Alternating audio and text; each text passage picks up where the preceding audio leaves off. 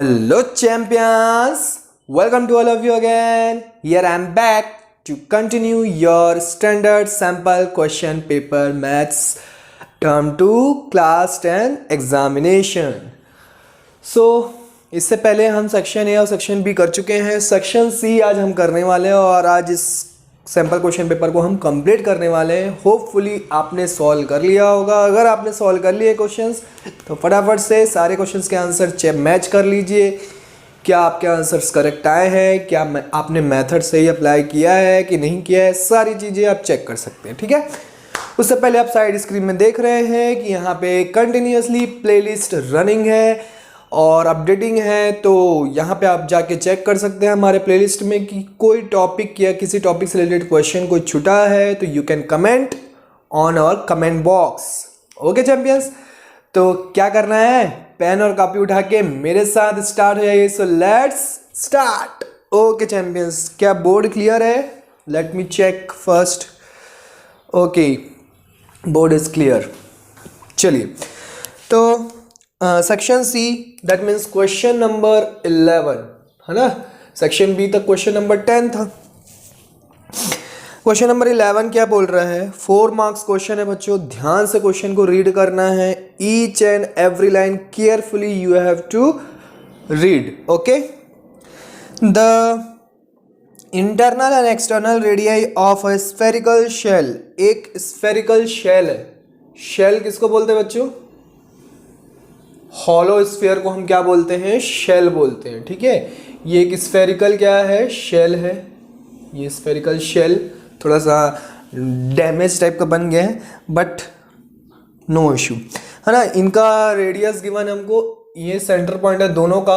अब ये समझ लीजिए, अगर आपको बोलता है अगर आपको बोल देता है कि स्फेरिकल शेल बोल देता तो आप समझ जाइए कि 2 कॉन्सेंट्रिक सर्कल आपको ड्रॉ करना है. समझ में आया? तो इंटरनल का कितना रेडियस है? 3 सेंटीमीटर और एक्सटर्नल का कितना रेडियस है? 5 सेंटीमीटर. ठीक है. अब आपको बोल रहा है कि it is melted and recast into a solid cylinder. इसको मेल्ट किया गया और रिकास्ट किया गया. क्या रिकास्ट किया गया? सिलेंडर बनाया गया. इसी से हमने क्या बनाया? Cylinder. This is your cylinder है ना. दिस इज योर सिलेंडर जिसका डायमीटर आपको गिवन है. Diameter 14 centimetre. इसका डायमीटर जो है 14 सेंटीमीटर है. तो रेडियस कितना हो जाएगा बच्चों? रेडियस हो जाएगा 7 सेंटीमीटर. इतना तो पता है ना कि रेडियस जो है डायमीटर का हाफ होता है. Find the height of this cylinder. Cylinder की आपको क्या करना है? हाइट फाइंड आउट करना है. ठीक है. हाइट फाइंड आउट करनी है. हाइट को हमने h एज्यूम कर लिया. Also find the total surface area of the cylinder. Cylinder का टोटल सरफेस एरिया भी फाइंड आउट करना है. तो फटाफट से वीडियो को पॉज कीजिए. मैं बता देता हूँ क्या क्या फाइंड आउट करना है. एक तो height of this cylinder and second TSA of this cylinder. ये दोनों चीजें फाइंड आउट करनी है. फटाक से वीडियो को पॉज कीजिए और दिमाग लगाइए कि कैसे सॉल्व करेंगे. Do by your self firstly. ठीक है ना. आप लोगों ने सॉल्व करके रखा है ना? किया है कि नहीं किया है? ईमानदारी से बताइए. Be honest. Say honestly you have done और not. Tell me fast. Okay, चलिए. कैसे बताएंगे सर? लाइव क्लास थोड़ी ना है. अरे बाबा, कमेंट तो करके बता सकते हो. कमेंट मैं पढ़ूंगा ना जब भी वीडियो यहाँ पे ये वीडियो रिलीज होगा. मैं आपके कमेंट ज़रूर पढ़ूंगा है ना. तो फटाफट से सबसे पहले हमको h फाइंड आउट करना है. हो गया आप लोग से? बन गया. चलिए देखिए क्या आपने सही किया है. तो देखिए सबसे पहला लॉजिक क्या है कि अगर मैं एक मटेरियल, एक सब्सटेंस ले लेता हूं और उसको मैं मेल्ट करके दूसरा सब्सटेंस बना लेता हूं. जैसे आप लोग बचपन में खेलते हैं, बचपन में मिट्टी वगैरह से घर बनाते हैं है ना. सैंड में जाके आप क्या करते हो? सैंड से घर बनाते हो, मिट्टी से घर बनाते हो है ना. खिलौने बनाते हो कि नहीं बनाते हो? बचपन में आप लोगों ने खेला होगा. तो उसमें क्या होता है? नहीं सर, हम तो फ्री फायर खेलते हैं है ना. आजकल के बच्चे तो फ्री फायर, पबजी ये सब में बिजी लगे रहते हैं. उनको मिट्टी से कैसे खेला जाता है तो पता ही नहीं होता है ना. तो बेटा घर में बैठे बैठे गेम्स मत खेलिए, थोड़ा सा बाहर निकलिए और खेलिए. ठीक है. तो बेसिकली मिट्टी वगैरह से, क्ले वगैरह से हमने क्या किया है, बहुत सारे खिलौने बचपन में बनाए हैं। तो क्या होता है, एक खिलौना तोड़ के हम फिर उसी मिट्टी से दूसरा बनाते हैं। किया है कि नहीं किया है? एक क्ले को हमने पहले एक क्ले से क्या किया, एक बॉल बना दिया, फिर उसी को हमने तोड़ के फिर क्या किया, दूसरा उससे फिर बैट बना दी। तो क्या हुआ, सिमिलर क्ले यूज हुआ और उतनी क्वांटिटी में ही यूज हुआ, उतनी क्वांटिटी का ही हमने बनाया, उसमें ना तो क्ले एक्स्ट्रा ऐड किया ना तो कुछ। तो इसका मतलब क्या है कि वॉल्यूम ऑफ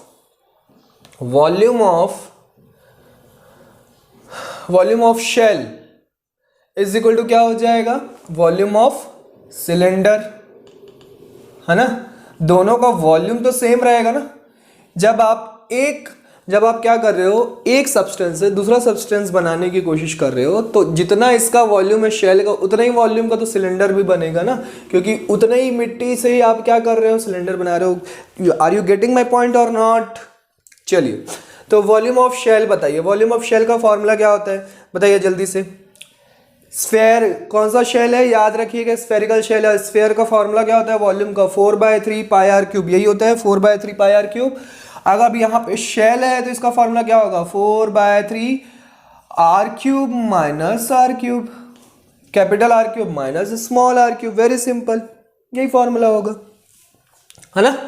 चलिए, इसका वॉल्यूम ऑफ सिलेंडर का फॉर्मूला क्या होता है, पाई आर स्क्वायर एच, यहां से हमको एच निकलने वाला है, ठीक है।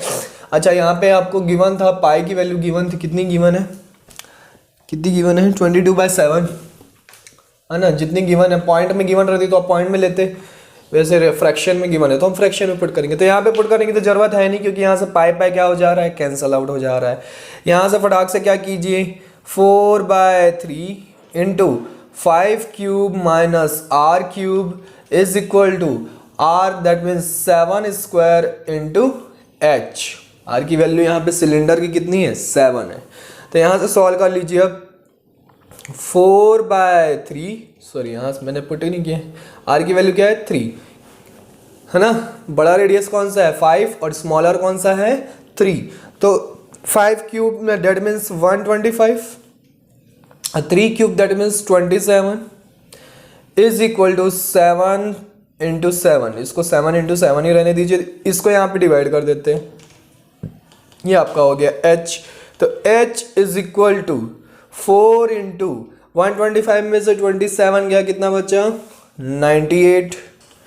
तो 3 into 7, wait a minute, 3 into 7 into 7 से इसको कैंसिल आउट करो तो 14 टाइम्स जाएगा, 7 से इसको अगेन कैंसिल आउट करो 2 टाइम्स जाएगा, हो गया h इज इक्वल टू कितना आ गया, 8/3 सेंटीमीटर में, है ना, 8/3 सेंटीमीटर, जिसको आप पॉइंट में डेसिमल में आंसर लिख सकते हैं। तो कितना आएगा, 3 2 जा 6, 2 3 6 जा 18, 3 6 जा 18, 2.67 सेंटीमीटर, 6 चलता चला जाएगा, जिसको हम क्या लिख सकते हैं, 2.67 सेंटीमीटर या 8/3।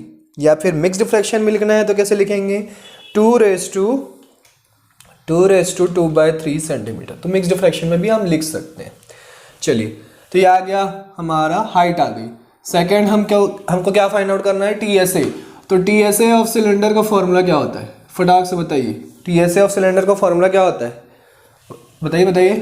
2πr ब्रैकेट में r प्लस h, यही होता है TSA of cylinder, you can check there, यही होता है कि नहीं होता है, ओके।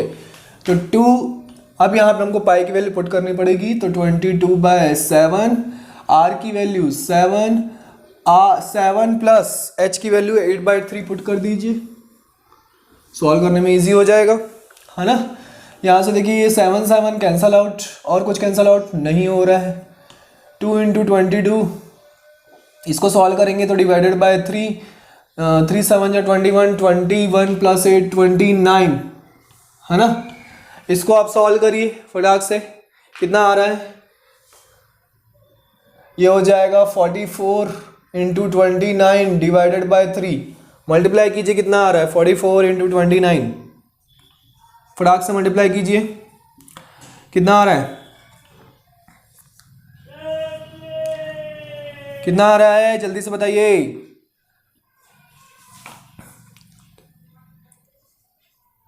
कितना आ रहा है? 1276। कितना आ रहा है? 1276 डिवाइडेड बाय 3। 3 से डिवाइड करना है। 3 4 जा 12 एंड 3 2 जा 6, 3 5 जा 15 पॉइंट, 3 3 जा 9, 3 3 चलता चला जाएगा। तो TSA आपका कितना आ गया? 425.33 centimetre square. TSA of cylinder कितना आ गया? 425.33 सेंटीमीटर स्क्वायर। तो हियर इज योर आंसर। समझ में आया? इजी था क्वेश्चन। 4 मार्क्स आपके हाथ में। समझ में आया कि नहीं आया? चलिए आगे बढ़े। तो क्वेश्चन नंबर 12 की तरफ बढ़ते हैं आगे। क्वेश्चन नंबर 12 क्या कहता है? क्वेश्चन नंबर 12 क्वेश्चन नंबर 12 में और दिया हुआ है बच्चों। तो और ठीक है, सर्कल चैप्टर से क्वेश्चन है ये। Prove that the angle between the two tangents drawn from an external point to a circle is supplementary to the angle subtended by the line segment joining the points of contact to the centre. ठीक है, मतलब बोल रहा है कि एक circle है, उसका ये सेंटर पॉइंट है, यहाँ पे एक्सटर्नल एक पॉइंट है P। यहां से हमने क्या किया? 2 टेंजेंट ड्रॉ किए, ये 2 टेंजेंट ड्रॉ किए, ये पॉइंट ऑफ कांटेक्ट से हमने सेंटर पे एक लाइन ड्रॉ की। ठीक है, तो अब ये जो एंगल बन रहा है इसको मैं AB और इसको O दे देता हूं। ये AOB जो एंगल बन रहा है और ये APB जो एंगल बन रहा है, AOB और APB ये दोनों क्या है? एक दूसरे के सप्लीमेंट्री है। मतलब हमको क्या प्रूव करना है? To prove angle AOB plus angle APB is equal to 180 degree. एक दूसरे के सप्लीमेंट्री मतलब दोनों का सम कितना आना चाहिए? 180 डिग्री आना चाहिए। तो फटाक से सॉल्व कीजिए, वीडियो को पॉज कीजिए, टेक योर टाइम। कैसे सॉल्व करेंगे? कैसे सॉल्व करेंगे? कैसे सॉल्व करेंगे? अच्छा, कैसे सॉल्व करेंगे? देखिए बहुत ही सिंपल है, क्योंकि हमको पता है। आप लोगों ने सॉल्व कर लिया कि मैं बताऊं? क्योंकि हमको पता है कि रेडियस जो है टेंजेंट की हमेशा क्या होता है? परपेंडिकुलर होता है। तो ये वाला 90 डिग्री हो जाएगा, ये भी 90 डिग्री हो जाएगा। अब इन क्वाड्रिलेटरल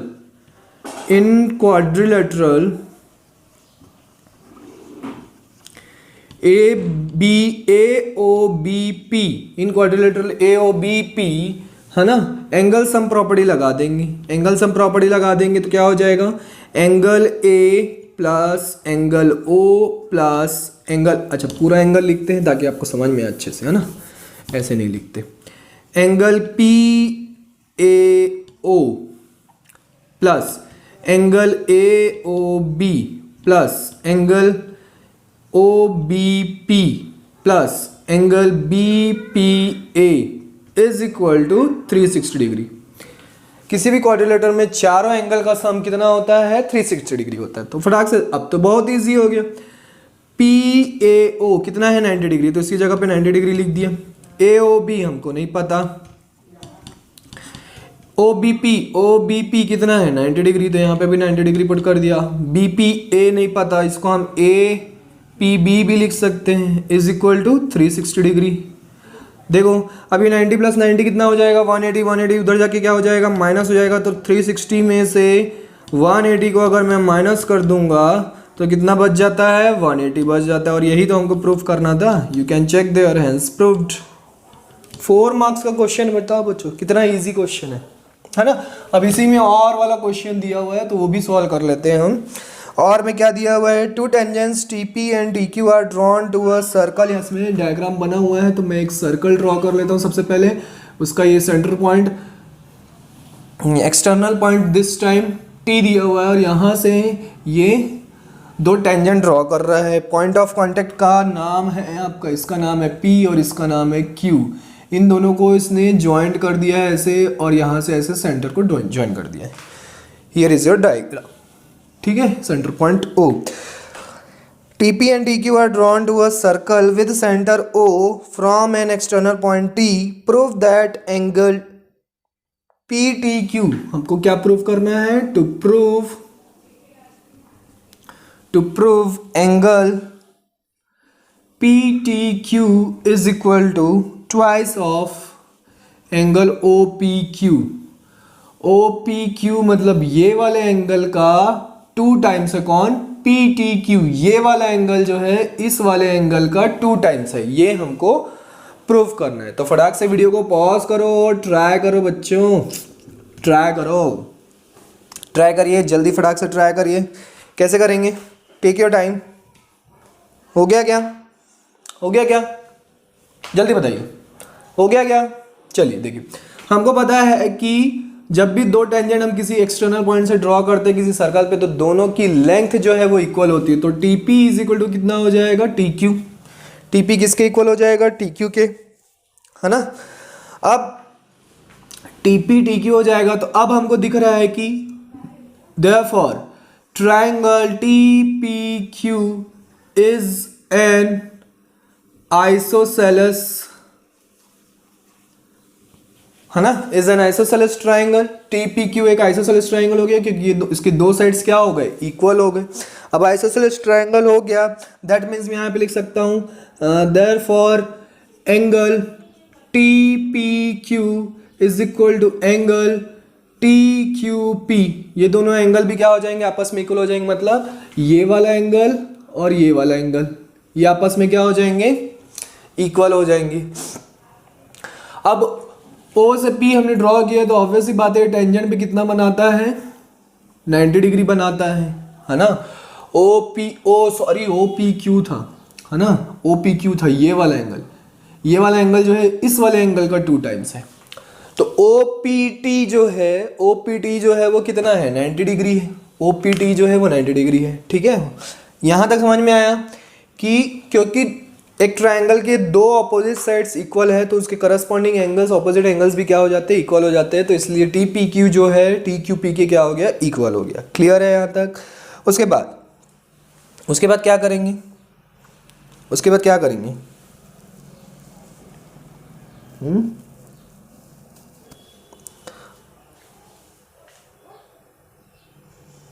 क्या करेंगे उसके बाद? सोचिए, क्या करेंगे? सोचा आप लोगों ने क्या करेंगे? सोचा कि नहीं सोचा? चलिए मैं बताता हूँ। अब क्या करो, आप एंगल सम प्रॉपर्टी लगा दीजिए। बाय एंगल सम प्रॉपर्टी, इसी ट्रायंगल में क्या करो? एंगल सम प्रॉपर्टी अप्लाई कर दो। ठीक है, एंगल सम प्रॉपर्टी जैसे ही हम अप्लाई करेंगे तो क्या हो जाएगा? एंगल, कौन कौन सा एंगल मिल रहा है? Angle T P Q plus angle T Q P plus angle P T Q is equal to 180 degree, है ना। एंगल सम प्रॉपर्टी क्या होती है कि तीनों एंगल का सम जो है 180 डिग्री के इक्वल होता है। अब ये दोनों तो हमको पता है कि इक्वल है, ये दोनों क्या है? इक्वल है। पी टी क्यू इसको मैं अज्यूम कर लेता हूं थीटा। ठीक है, इन दोनों में से किसी को हम रिप्लेस कर देते हैं, तो मैं twice of angle T P Q लिख देता हूं और इसके प्लेस पे थीटा पुट किया और थीटा को उधर ट्रांसपोज किया, तो क्या हो जाएगा? 180 माइनस थीटा हो जाएगा। मतलब एंगल टी पी क्यू, है ना, एंगल टी पी क्यू जो किसके इक्वल है? टी पी क्यू जो है वो टी क्यू पी के इक्वल है ना। तो दोनों की वैल्यू क्या हो जाएगी? सेम हो जाएगी। मैं 2 को डिवाइड करता हूँ तो कितना आ जाएगा? ये 90 डिग्री हो जाएगा और ये θ/2 हो जाएगा। समझ में आया कि नहीं? ये 2 इधर ट्रांसपोज किए तो उधर जाके क्या हो जाएगा? डिवाइड हो जाएगा। तो 90 डिग्री माइनस θ/2, तो ये दोनों की वैल्यू सेम आएगी क्योंकि ये दोनों एंगल जो है इक्वल है। ये थीटा है तो ये 90 माइनस θ/2, ये भी 90 माइनस θ/2, ये मैं कहने की कोशिश कर रहा हूँ।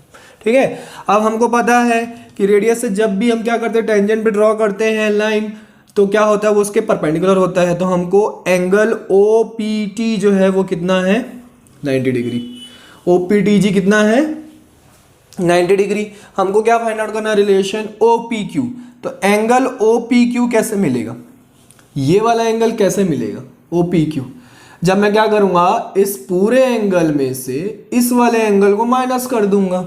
मतलब एंगल ओ पी टी में से माइनस कर देंगे हम क्यू पी टी को, है ना।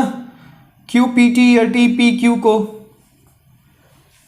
टी पी क्यू को मैं क्या कर दूं, टी पी क्यू ये वाले एंगल को इस पूरे एंगल में से माइनस करेंगे तभी तो ये एंगल हमको मिलेगा। समझ में आ रहा है कि नहीं आ रहा है? चलिए, तो angle O P Q, O P D की वैल्यू है 90 डिग्री, टी पी की वैल्यू हमने, टी पी क्यू की वैल्यू हमने फाइंड आउट किए हैं, तो ये हो जाएगा 90 माइनस थीटा बाई 2।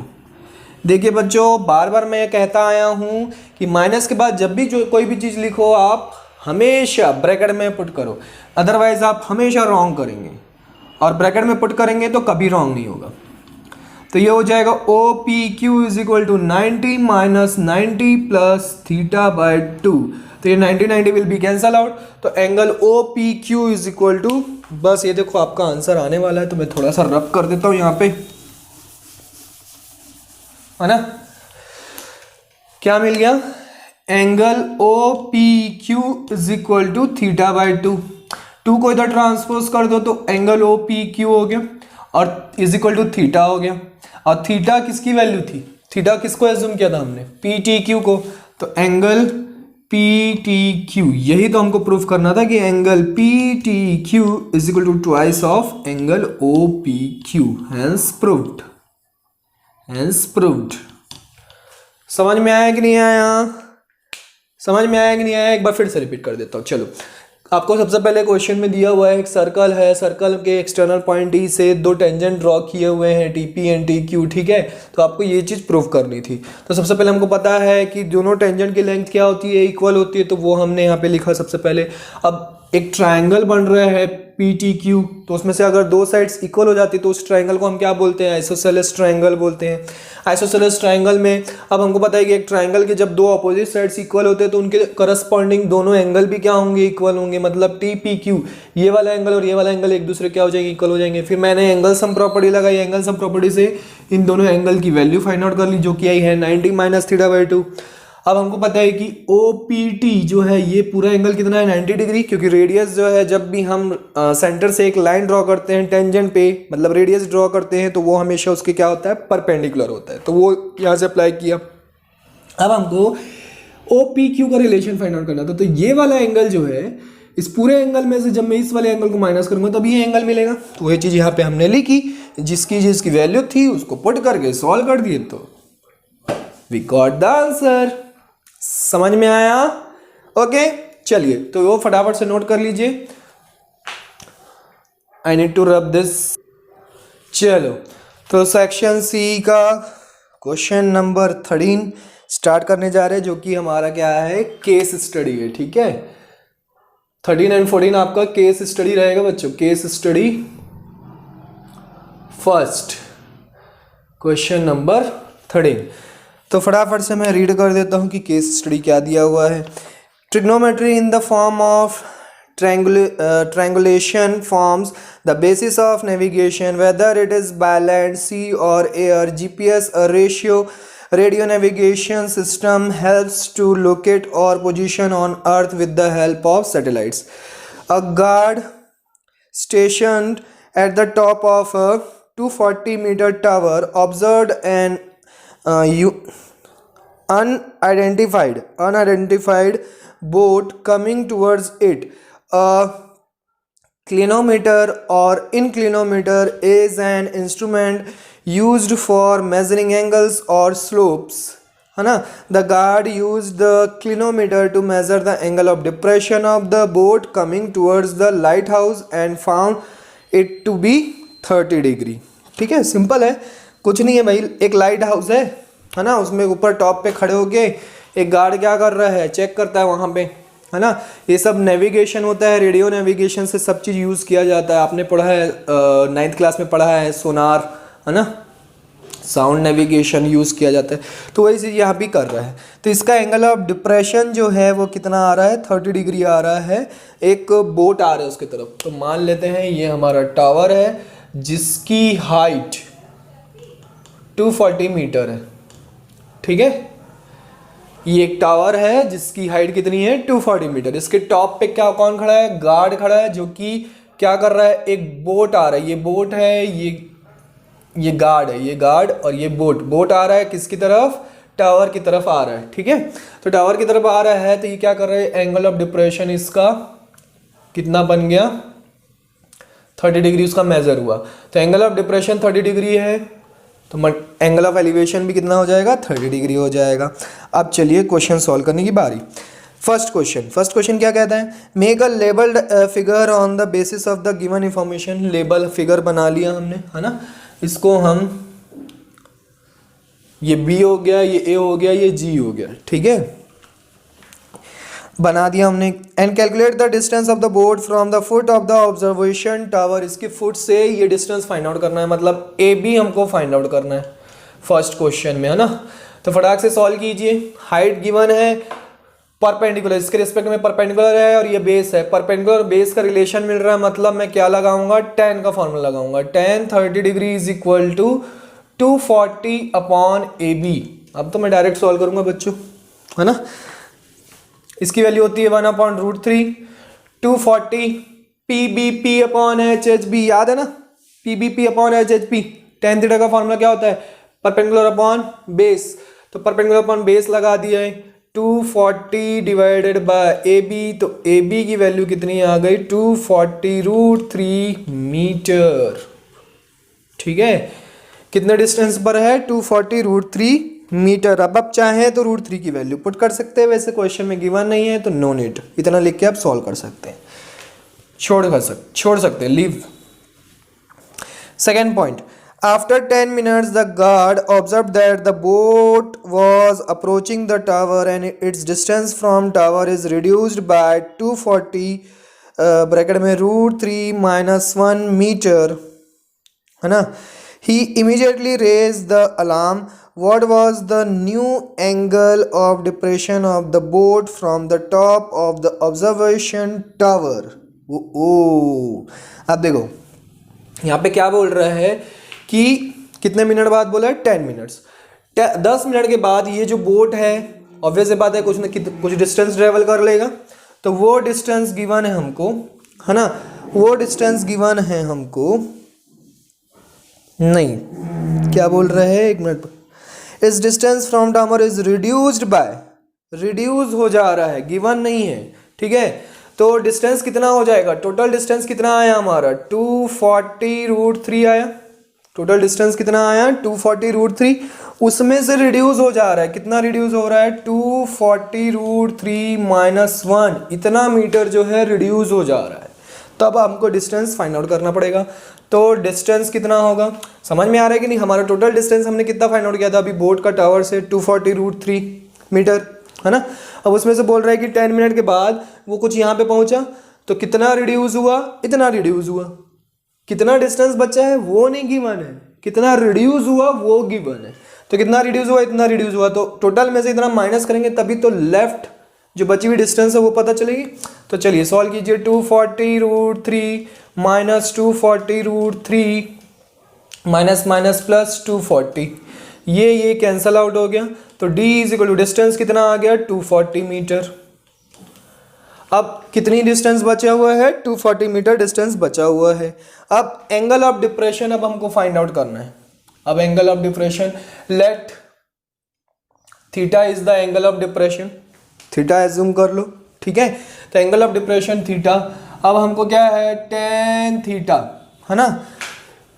मान लीजिए यहाँ पे पहुंच गया वो, b कहाँ पे पहुंच गया, यहाँ पे, और यहाँ से यहाँ का डिस्टेंस कितना है, 240 मीटर, ये कितना हो गया। अब इसका हमको angle of depression find out करना है। तो tan theta is equal to, perpendicular कितना है 240, और बेस कितना हो गया, अगेन 240, 240 कैंसल आउट, तो tan theta is equal to 1, that means tan theta is equal to tan 45 degree, है ना। tan 45 डिग्री मतलब थीटा की वैल्यू कितनी हो जाएगी, 45 डिग्री। मतलब अब ये एंगल ऑफ डिप्रेशन जो इसका कितना है, 45 डिग्री पे, मतलब एलिवेशन भी 45 डिग्री पे होगा। समझ में आया कि नहीं आया, पक्का आ गया समझ में। चलिए समझ में आया। अरे भाई गिवन डिस्टेंस कितना बचा वो गिवन नहीं है, रिड्यूस कितना हो रहा है वो गिवन है। तो ये इतना रिड्यूस हो रहा है तो टोटल में से इतना माइनस करेंगे तभी तो बची हुई डिस्टेंस पता चलेगी। समझ में आया कि नहीं आया? तो वो डिस्टेंस हमको पता चल गया, मैंने यहाँ पे ड्रॉ भी किया है, ये बन गया। उसके बाद tan थीटा का फॉर्मूला लगा के थीटा की वैल्यू फाइंड आउट कर लो। वेरी सिंपल यार। चलिए तो केस स्टडी 1 खत्म हो गया भाई, केस स्टडी 2 स्टार्ट किया जाए, है ना, जो कि है क्वेश्चन नंबर 14। तो मैं रीड करना स्टार्ट करता हूँ। यहाँ पे तो बढ़िया एक बॉय है या कोई आदमी है, पता नहीं कौन है, जो पुशअप्स मार रहा है, तो आप भी पुशअप्स मारना स्टार्ट कर दीजिए, है ना, है कि नहीं आपके पास क्वेश्चन पेपर? देखिए पुशअप्स कर रहा है। Pushups are a fast and effective exercise for building strength. These are helpful in almost all sports, including athletes. While the push-up primarily targets the muscles of the chest, arms, and shoulders, support required from other muscles helps in toning up the whole body.